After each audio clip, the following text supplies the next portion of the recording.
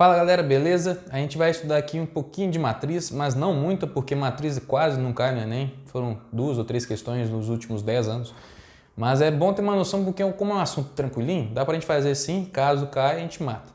Toda vez que a gente for ver matriz no Enem, vai ser o mais boçal, o mais banal, o mais imbecil possível, tá? Então a gente não vai ficar assim fazendo contas absurdas, nem explicações absurdas. A melhor utilidade da matriz em termos de Enem, contextualizando, é colocar a matriz como se fosse endereços de informações, que aí você consegue compilar ali entre as suas linhas e as suas colunas certas informações interessantes.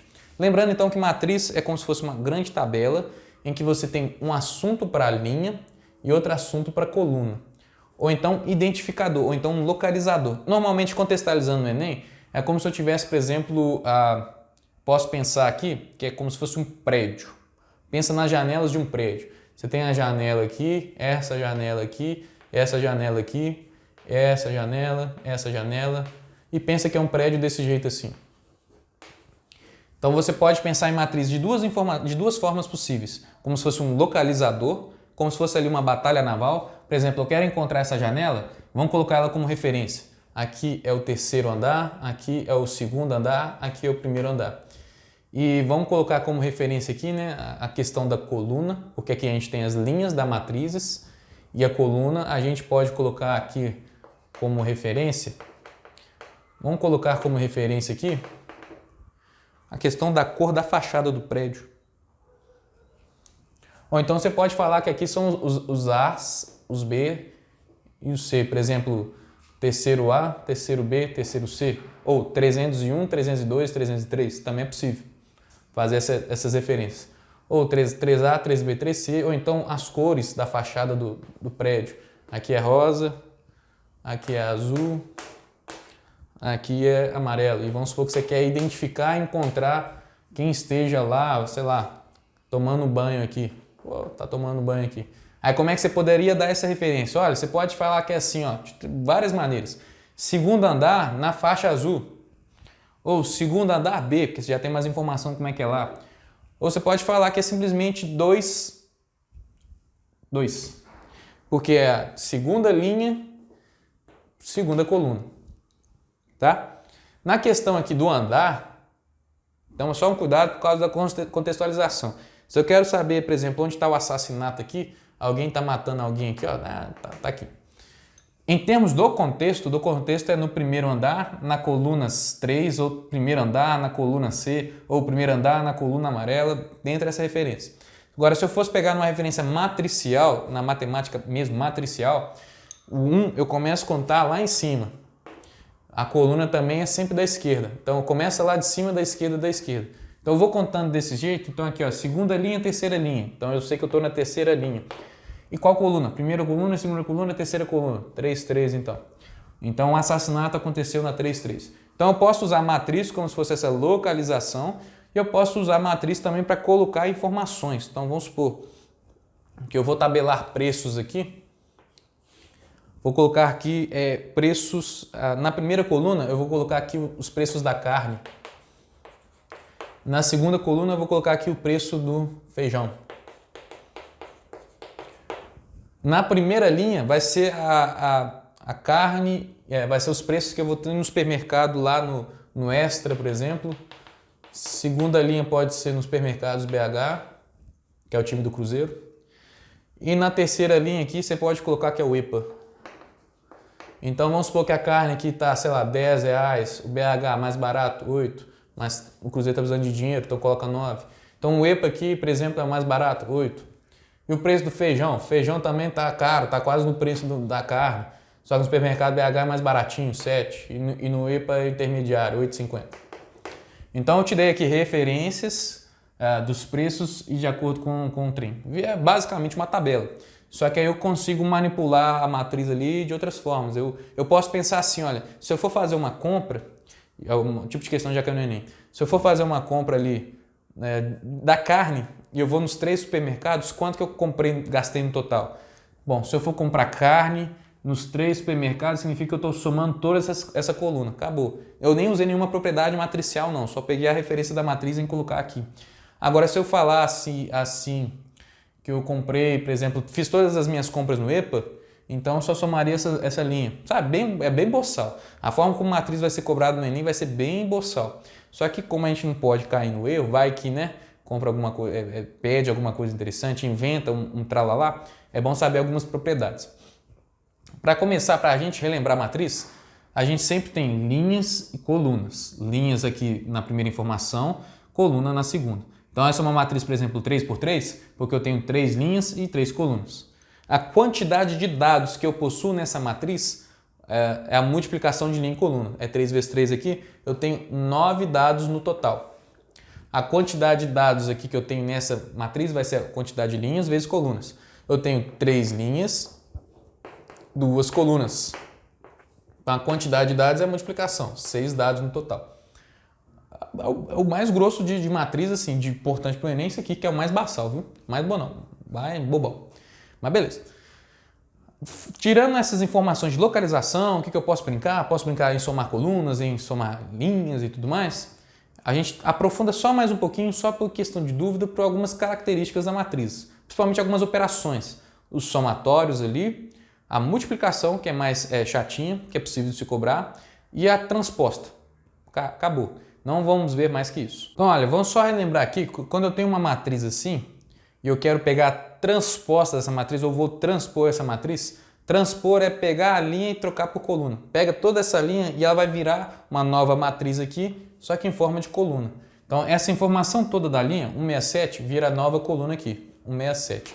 Essa informação toda aqui dessa linha, 4, 3, menos 2, vai virar essa nova coluna, 4, 3, menos 2.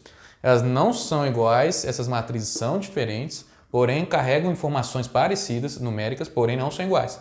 Porque aqui, o primeiro termo é 1, mas o segundo termo aqui é 6, o segundo termo é 4. O terceiro termo aqui não faz nem sentido em comparar, porque estão em posições diferentes. Então são matrizes diferentes, por isso que eu chamo de transposta aqui.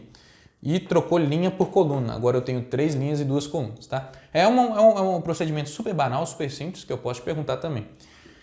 Só quero fazer uma operação entre matrizes, colocar 2 matrizes e fazer uma conta entre elas. Para começar, essas matrizes sempre tem que ser matrizes com a mesma linha e mesma coluna, matrizes semelhantes, tá?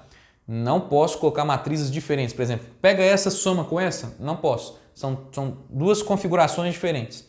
Eu preciso que elas tenham a mesma quantidade de linhas e a mesma quantidade de colunas. Então, essa aqui e essa aqui. Se eu quero somá-las ou subtraí-las, é simplesão, é só pensar que eu vou pegar o termo que está aqui com o termo que está aqui, nas mesmas posições, e faz a operação. A operação aqui é soma, 1 com 3 é 4. Eu pego esse termo com esse termo aqui, vai dar 2. Eu pego esse termo com esse termo aqui, vai dar menos 1. Eu pego esse termo com esse termo aqui, vai dar 0. Eu pego esse termo com esse termo aqui, vai dar 4. E aqui eu pergunto, 5 mais quem para dar 6? Aí você descobre que o seu x aqui vale 1. Eu posso estar te perguntando isso também, porque já que eu tenho uma igualdade, eu vou formar uma mesma matriz na mesma configuração, com os mesmos índices aqui dessa matriz, e com uma igualdade aqui com os valores já dos resultados. Posso colocar o x aqui em algum lugar. Mais difícil de cobrar, mas ok. Até então, simplesão. A última operação que a gente vai fazer é a multiplicação de matrizes, que é o mais complicadinho que eu posso cobrar. A última coisa que a gente vai ver aqui é a multiplicação de matriz. Para 2 matrizes conseguirem se multiplicar, elas têm que atender uma condição. A coluna de uma tem que ser exatamente igual à linha da outra. Quantidade de linhas de uma, quantidade de colunas do outro. Ou seja, se eu pego A com B e multiplico aqui, dá bom, porque a quantidade de colunas que eu tenho aqui é a mesma quantidade de linhas que eu tenho na outra. Porém, se eu pego ao contrário, fazer B vezes A, eu não consigo, porque a quantidade de colunas dessa é diferente da de linhas. Então, aquela regra que a ordem dos fatores não altera o resultado na multiplicação, tipo 2 vezes 3 é a mesma coisa que 3 vezes 2, não serve para matriz. Matriz você tem que comprovar se pode ou não e nem sempre vai dar. Às vezes pode, às vezes não. Então, como é que eu faço a multiplicação? A multiplicação se dá de um algoritmo, uma regrinha. Você vai pegar a linha de uma e vai multiplicar com a coluna da outra aqui os seus termos. Começo da setinha, começo do vetor com o começo do vetor, começo da setinha. Multiplica e soma os resultados. Qual o resultado? Com esse aqui, ó, esse com esse aqui também. Então, olha, vamos supor que está aqui. 1 vezes 6 é 6, 0 vezes 0 é 0, 6 mais 0, 6. Coloca aqui no primeiro lugarzinho aqui. Continua na mesma linha, agora você vai para a próxima coluna. Você sempre vai zerar essa aqui, para depois passar para a próxima linha para zerar esse aqui. Zerar do tipo assim, fazer tudo, né? Então faz isso aqui primeiro, faz esse aqui agora. 1 vezes 3 é 3, 0 vezes 1 é 0, então vai ficar 3. Vamos para a próxima coluna. 1 vezes 2 é 2, 0 vezes 0 é 0, então vai ficar 2. 1 vezes 0 é 0, 0 vezes 0 é 0, 0 com 0 é 0.